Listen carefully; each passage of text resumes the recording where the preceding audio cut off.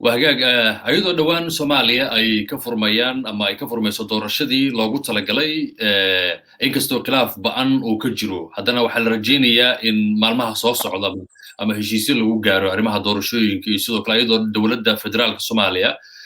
أما مدحوينها دولة فدرال وكل واقع إن شيء طبعا كبشان مجال الجرو وكل عدونه شير سوء إيمانا يان دولة فدرال كي يوليبا مدحضة معمول قبلدية ضلكا arrimahaasi ayaan barnaamijka ku eegi doonaa balse diiradda ama barnaamijka wuxuu diiradda saari doonaa qaabka ay wariyaasha Soomaaliyeed ay u tabinayaan iyadoo aynu ka eegino inaysan ku dhex milmin siyaasadda iyo waliba ereyada markaasi ay adeegsanayaan waxa bariyahanba jirayba markii ay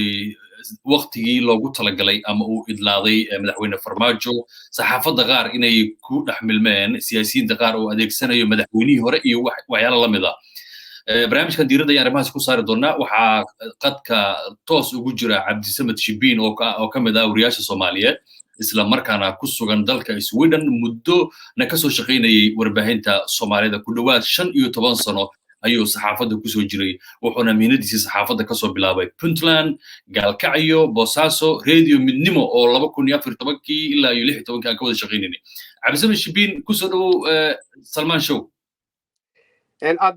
kaaga mahad celinaya Salman barnaamijkaagana waa barnaamij aad u qurux badan oo aan waqtigii loo baahnaa ayuu yimi waan kugu hambalyeynaya Salman Show in barnaamijkaasi uu ruuxaantii noqdo mid midho dhala oo aad arrimo badan saxaafadda siyaasadda dhinacyo badan aad kala hadli doonto insha Allah waan kugu hambalyeynaya waana ku dhawahay saaxiib mar kale iyo mar labaad baan kaaga mahad celinaya وهجاج مدة وكاد دمبيس وعرجينيا إن أديك فاميلك إن عافمات قبطان aad iyo aad waqti fog baa isu keen dambeysay ruuxaantii waayo badan oo isla soo marnay meelna waa ka soo wada shaqay jirnay xaqiiqdii waxaan u maynayaa taariikhdaad yaraysay adigu waad is yaraysaa 20 sano meelaha waa gaadhaysay intaynu saxaafadda jafaynay marka raggu ruuxaantii waa soo wada jabay marar baa jirtay aynu ku shaqaynaynay qalab aynaan haysan casriga kan iminka la joogo aynaan ka faa'iidaysanaynin waqtiga kan dhalinyarada haddeertu soo kacday iyagoo suxufiyiinta ah la jaan qaaday qalabkan cusub networkan cusub iyo weliba live-kan labadeenno adigoo Istanbul jooga iyo anigoo Sweden jooga qaabkaas macnaha waxa weeye waa fursado qaali ah oo dhalinyarada tan maanta ay heleen laakiin inagu markaas ma aynaan haysan oo caqabado badan bayna haystay oo adeegaydo microphone yar bay loo ordi jirnay oo warkeena oo mararka qaarkood waxaan kala kulmi jirnay dil baynu kala kulmi jirnay oo adigiyo caqabado ku saabsan sida warka loo helo qaabka loo raadinayo wax subaxii baad kala haysaa waxaad ku kala haysaa maxkamaddii waxaad oranaysaa maanta maxkamadda maxaa ka jira adiga cidina ku yeedhi mayso laakiin haddeer waa lasu yeedhaa oo caqabadihii haddeer ma jiraan waxa weeye waxbaa dhacaya ama maxkamadda wax ka jiraya qofka la soo wacay xaroonaya kaalay oo waa lagu daraysanaya laakiin waagaas way bislee saxaafaddu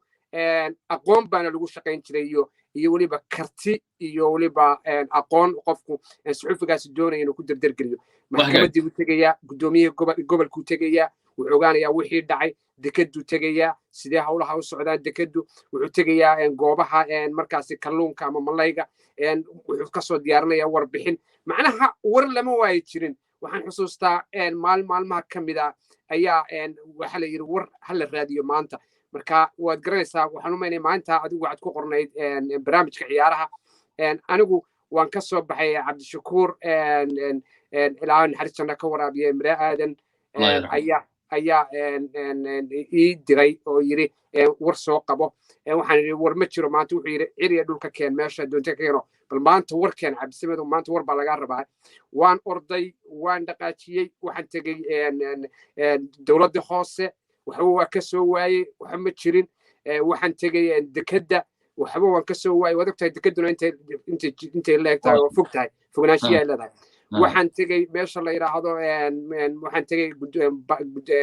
gudoomiyaha gobolkan tagay war ma jirin anigoo yaaban oo xagee war ka samaysaa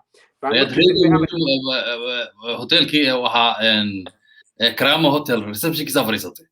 halkaas ma fadhiisanay waan tagay waxaan xagee suuqan ku maqanay waxaan xagee war ka doontaa waxaan fikra waxaan niyo maanta maad raadisid war ku saabsan ama warbixin ku saabsan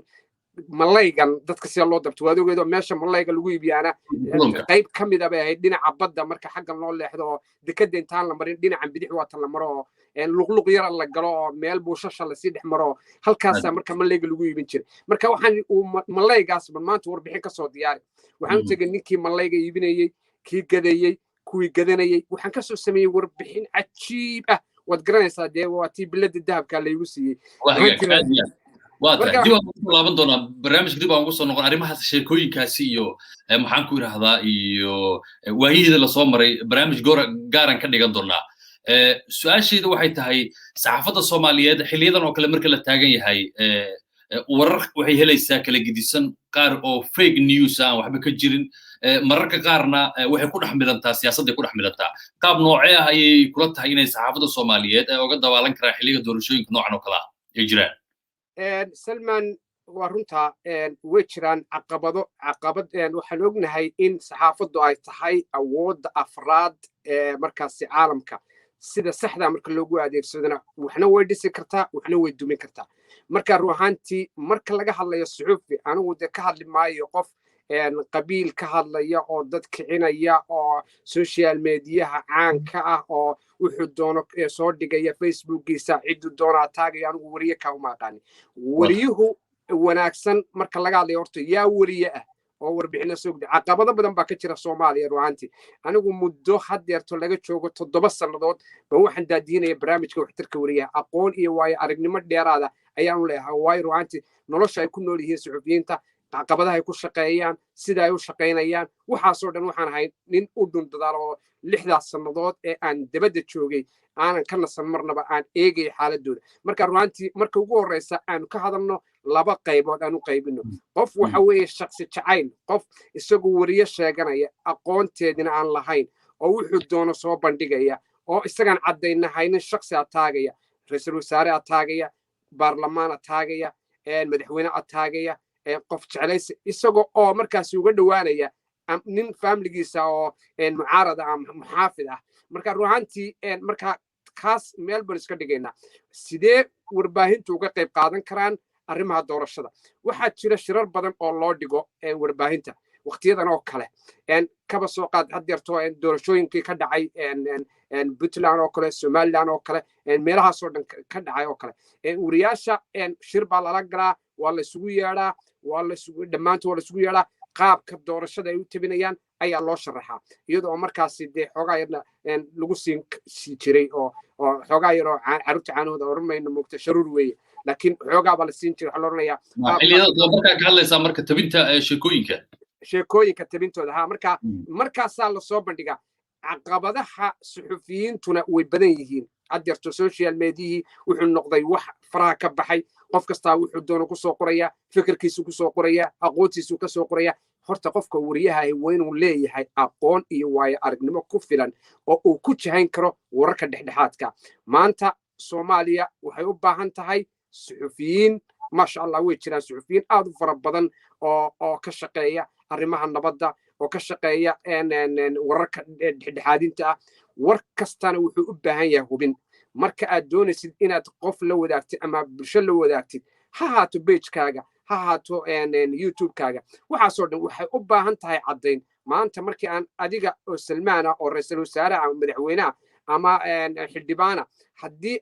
ama shakhsi bini aadmi ahba oo shakhsi ah shacababa haddii aan war aan jirin kaa sheego waan dhahdo salmaan waa sidaa ama waxbuu dhacay ama xooluu lunsaday ama hantibuu lunsaday waa inaan hayaa caddaynteeda rasmiga ah marka waxay noqonaysaa inaad dibri kartid marka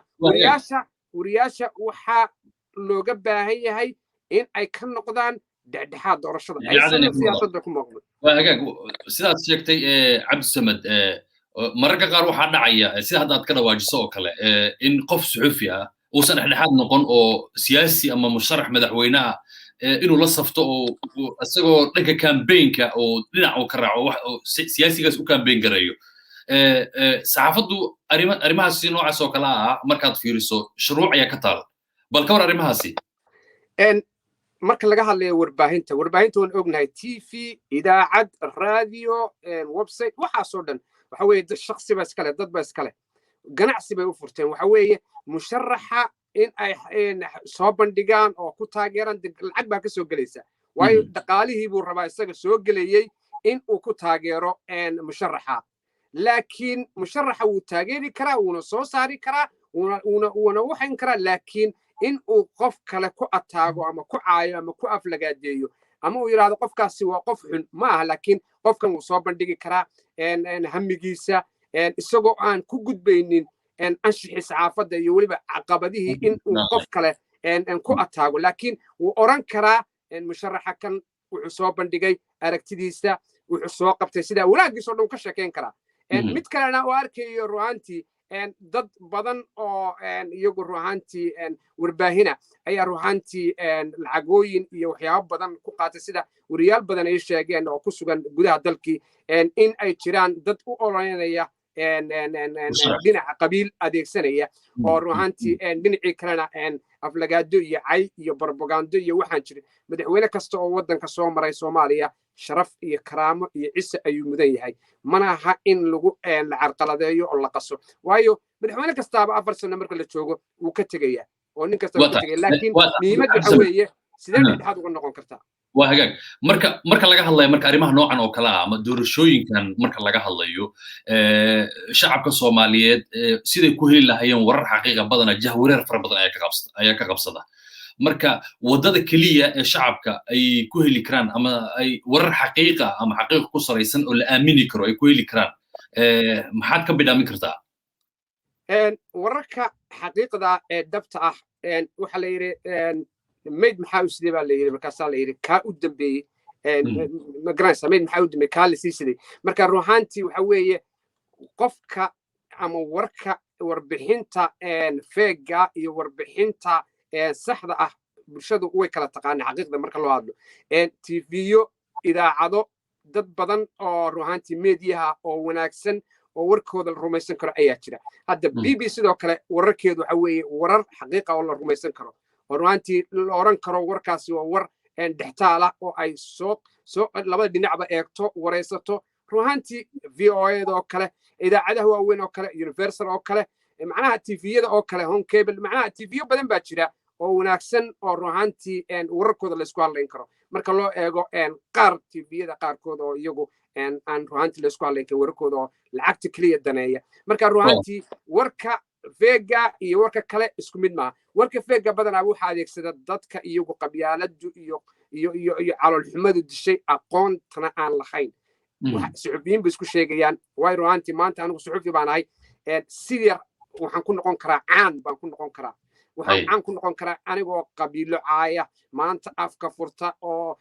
madaxweyne ka lusha anigoo qabiil ka lusha anigoo maamul ka lusha macnaha caan baan noqonayaa macnaha caannimadeedu maxay ii sheegaysaa inaan helo 5,000 4,000 6,000 7,000 oo caan iyo like iyo waxyaalo kamida inaa hesho waa hagaag taas waxay ku keenaysaa marka caqabadda ku keenaysaa warkaaga aan la aaminin oo suxufinimadaadii aysan noqon mid dhexdhexaada suxufiga kuma dhexmin mikro siyaasadda waa gartay madaxweynaha haatan maxamed cabdullaahi farmaajo weli xafiiska muusan banayn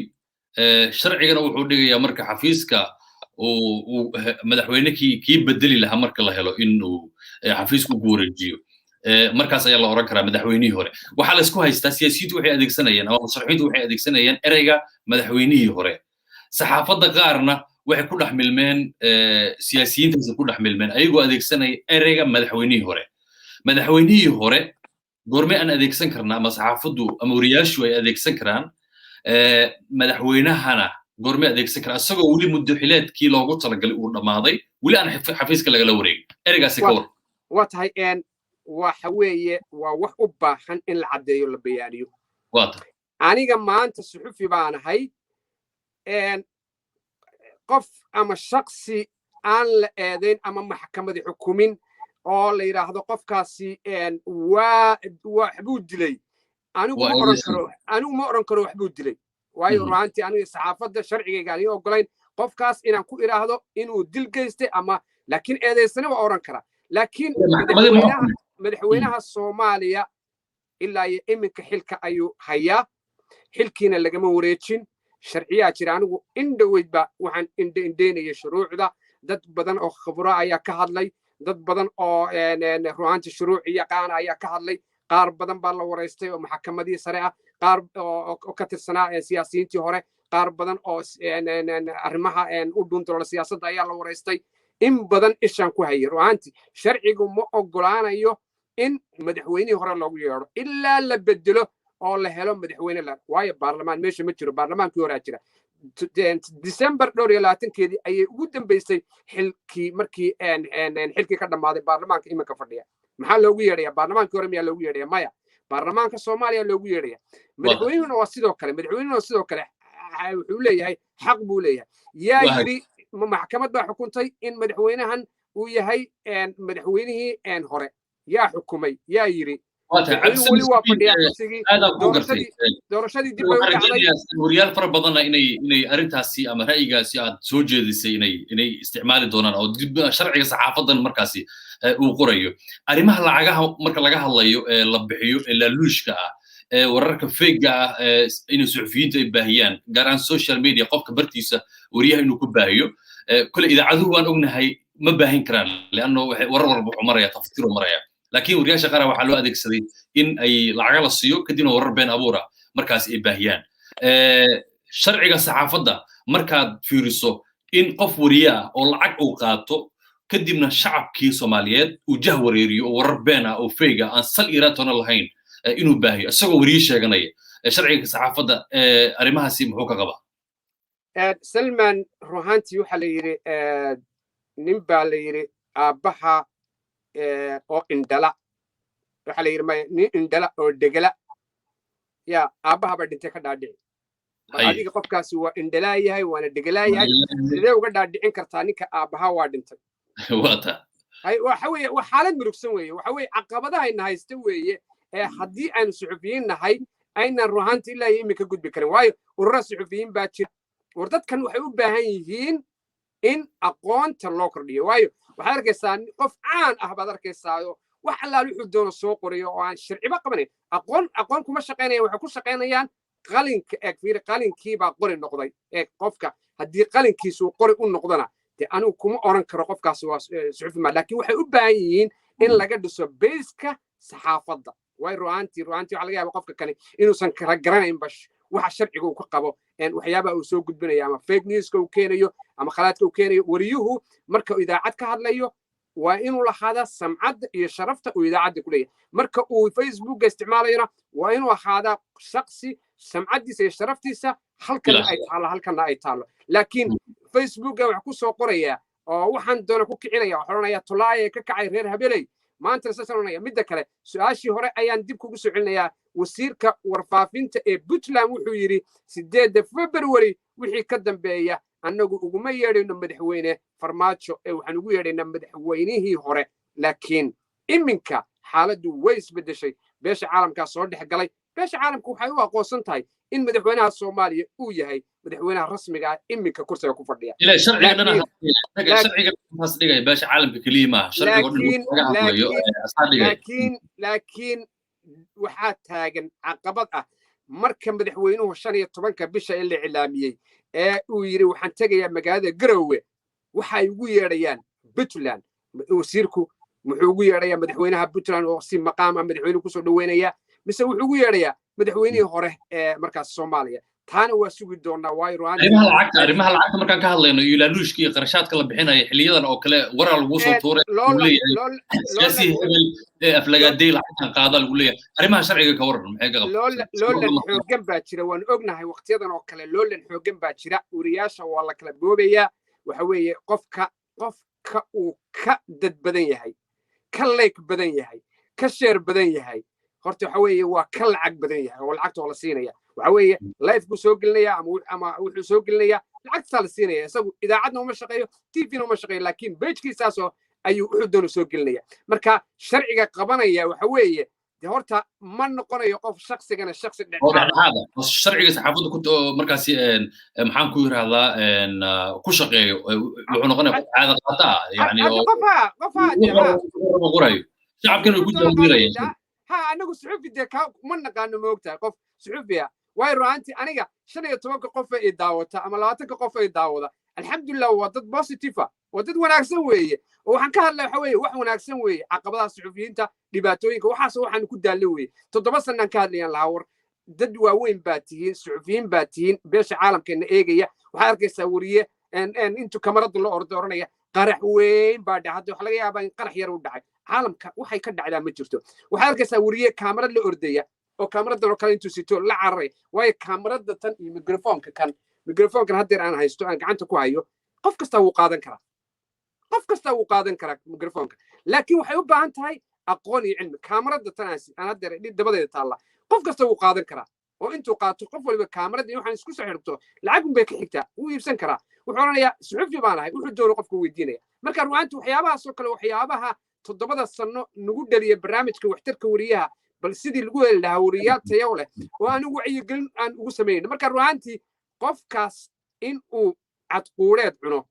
waxa ka fiican wararta inuu wax barto aqoonta barto oo bal ku shaqaysto konta ka kun qof daawanaya ama farta ka kun qof daawanaya ama YouTube ka maanta lacagta inuu ka helayo ama Facebook ka lacagta ka helayo bari waa ka dhimanaya waayo ruwaantii adduunku waa 2 maalmood maanta waad nooshahay jamaalow hal mid baan kaaga soo qabanaya maanta waad nooshahay maxaad kaga tagtay waxaad ka haysataa page 500 oo kun oo qof ay ku jirto tig baad haysataa caan baad tahay adduunkoo dhan baa lagaa daawadaa hal mar oo live aad soo gashid intaas soo share intaas Facebook hesha caawa dhimatay caawa page-kaaga yaa ku raacaya waxaad ku qortay wax allaale wixii xun baad ku qortay weliba waa lagala xisaabtamaya xisaabta kusii dar cid baad taagtay war alle subxaanahu watacaala qofku inuu ilaahay ku xidhnaado rabbigiisana ka boqo mar walbana is xusuusiyo inuu dhimanayo mar kasta inuu is xusuusiyo dhimanayo waayo geeridan waa loo wada simaya qof kasta mar buu dhimanaya war wadankaaga iyo dadkaaga iyo dalkaaga waxaad kaga dhimataa adiga oo mar walba u heelinaya xaqa ku dagaalamaya xaq darrada iska ilaalinaya qofna aan dulminaynin shakhsina aan ku qoraynin Facebook shakhsina aan daba taagnayn suxufinimadaaduna ay tahay shaar cad shaarkan waa cad yaade shaarkaas cad sharaftaadu wuxuu noqonaysaa mid cad waayo caawa haddii aan dhinto anigu cabdisamed ahaan oo aad iga dambaysa Salmaano waxaad igu xusuusan doontaa barnaamijka waxtarka wariyaha horeysa ninka cabdisamed ahaa barnaamijka waxtarka wariyaha nin qabyaalad wari ka hadlay waayo war qofka waa in wax lagu xusuustaa oo la yiraahdaa maanta hebel maxaa lagu xusuusan karaa naftiisii wariyahaas naftiisiina wuu galaaftay qabiilna wuu galaaftay oo maanta uma gudbi karo xagar dheer uma gudbi karo meesha la yiraahdo meesha la yiraahdo bacadweyn galdow ugu gudbi maayo hargeysa ugu gudbi maayo meel ugu gudbi maayo qabiilku saaraya reer busaaraya marka ruwaantu waa shilinka ku shubo weeye qofkaasi waxaan ugu baaqayaa wariyaashaas oo kale war inaad cilmiga ka faa'iidaysataan oo aad alle ka baqdaanoo dadka dhexdhexaad u noqotaan journalistana sida ay tahay aad uga faa'iidaysataan aqoon haddaad rabtaanna warkaalaya annaga barnaamijyo waxtarka wariyaha iyo barnaamijka Salmaan Show iyo barnaamijyo badan aan idin hayneen oo idinku wacyigelinayne la jaan qaada saaxiibadii man oranaya maglad cabdisamed shibiin ayuu ahaa oo toos asagoo Sweden joogay waramayay arrimaha doorashooyinkii saxaafadda iyo weliba wararka fayga xiliyadan oo kale doorashooyinka markay dalka ama dal ay doorashooyin ka dhacaan saxaafadda loo adeegsado oo si toos ah ugu waramayay sharafay cabdisamed shibiin aad caawa inaad barnaamijka aad igala qayb gasho aadan kaaga mahadcelinaya daawadayaashan waxa uu sheegi doonaa in barnaamijyada noocan oo kale iyo barnaamijyo kale oo wadankii ka hadlaya oo taariikhi ah documentaries ah waraysiyo kala gedisan dadka bulshada qiimo ku leh inaan usoo tabin doono inta ka horeysa waa Salmaan iyo Cabdisamed kaga tagay sidaas nabadgelyo shibiin aad baan ku salaamayaa saaxiib markii iyo mar labaadba barnaamijkaagana waxaan rajeynayaa in uu intan ka sii ballaadho oo siyaasiyiinta madaxweynayaasha ra'iisul wasaareyaasha baarlamaanka waxa weeye dadkaas soo dhexgeliso barnaamijku noqdo mid xiise gaara leh oo aad dadka ku wareysanaysaa ay noqdaan dad ruuxaantii aad xog badan ka hayso waayo ruuxaantii marka aad wareysi gelayso ku dare iga raalli ahaa intaa yaraan ku darsade marka wareysi la gelinayo wariyaasha badanaaba khibrad iyo aqoon kama sii qaataan waxa ay wareysanayaan maanta markaan adigoo xildhibaana ku wareysanayo waa inaan xog badan sii raadiya oo aan sii helaa maanta markaan xog badan sii helo oo aan ku soo bandhigo wareysi kaa qaadayo dee waxaan noqonayaa qof wax walba ogo ku weydiin kara su'aal kasta kuna dhiiban kara laakiin haddii aanad aqoon u lahayn wixii aanad soo ururinin qofkii su'aal ma weydiin kartid jawaabna kuma siin karo wuxuu doon ku hadlaya marka ruwaantii waxaan rabaa niyo dood inaad ka dhigto oo aad Salmaan showgaaga aad ka dhigto dood wadaag suxufiyiinta siyaasiyiinta ru'aantii dadka u dhundagool arrimaha bulshada waxaasoo dhan aad kasoo dhigto oo aan ru'aantii kugu bogaadinayo 2021 ayuu la jaan qaaday barnaamijkaaga kan aad baan kugu hambalyaynaya Salman daawadayaasha iyo asxaabta iyo sharafta iyo dhammaan intaba waxaan leeyahay iyagana waad ku mahadsantihiin daawashada iyo waqtiga qaaliga aad noo horteen dhammaantiinba guuleysta Mazin.